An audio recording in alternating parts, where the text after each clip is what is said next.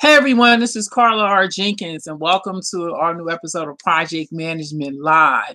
And in this episode, I'm going to be discussing project shareholder management as well as identifying stakeholders and one of the biggest mistakes that project managers make.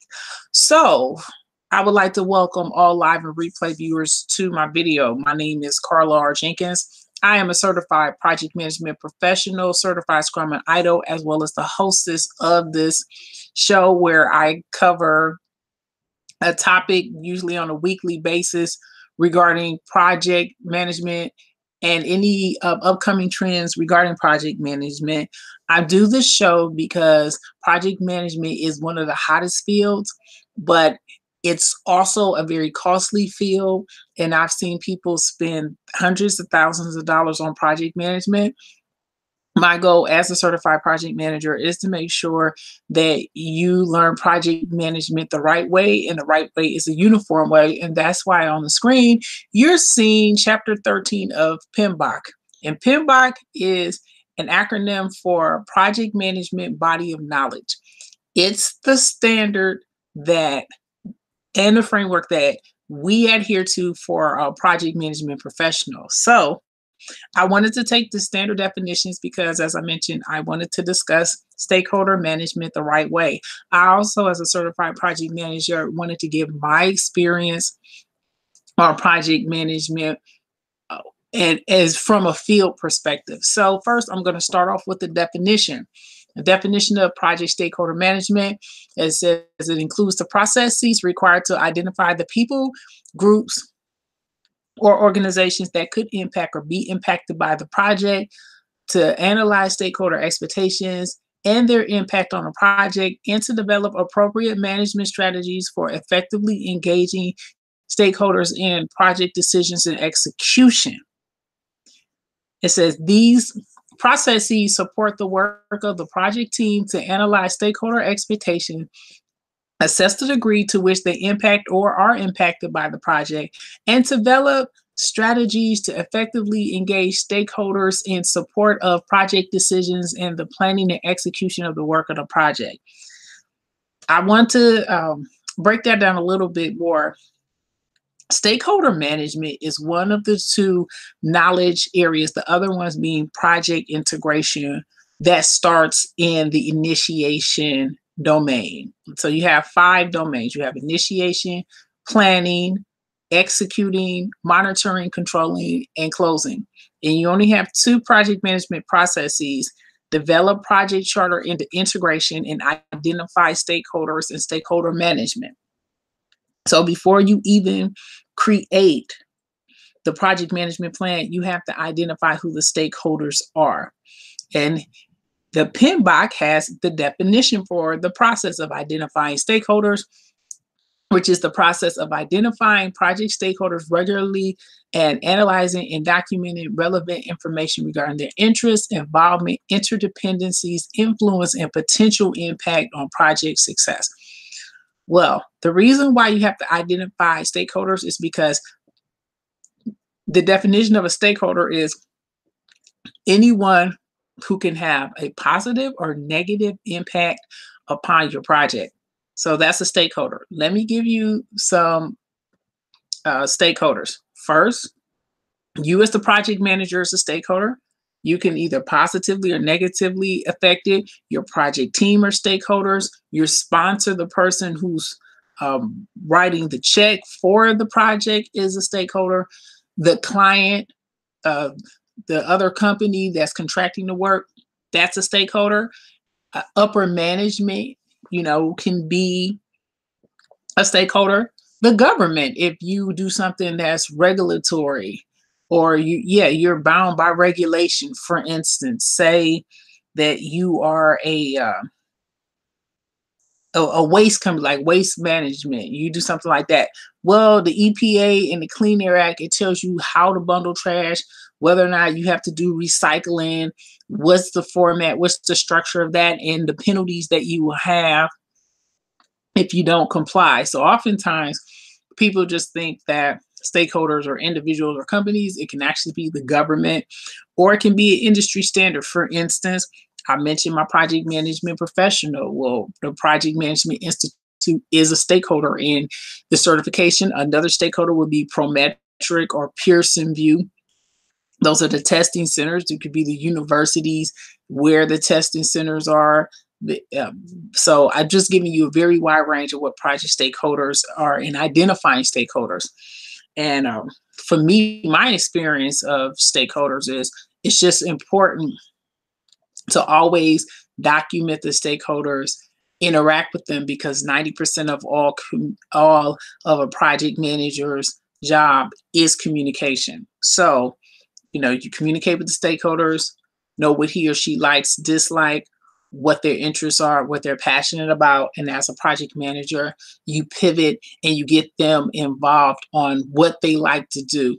That would be extremely helpful. It would make your life easier because you want as many enthusiastic people as possible. So if you have people who are enthusiastic about contributing, they talk up your project, you get higher profile, and higher profile can send information up to management that you get more resources, you get more money, you could even get more promotion.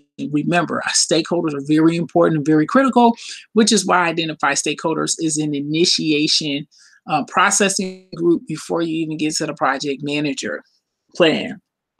I'm also going to segue into one of the biggest mistakes that project managers make.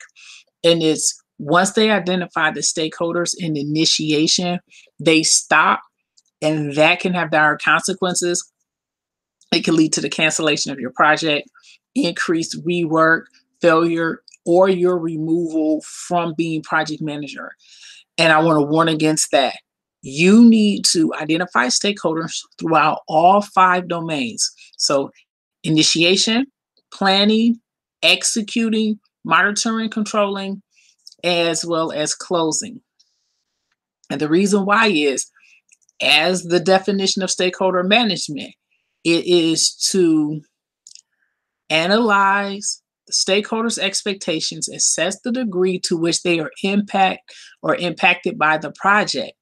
Well, the people who are there in initiation aren't the same people who are there in planning versus execution, monitoring, controlling, and closing. So your stakeholders are fluid. They can enter and they can exit.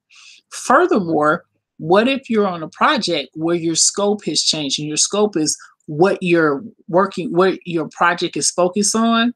So what if you have a change request that got submitted, it was approved, and they added scope to your project?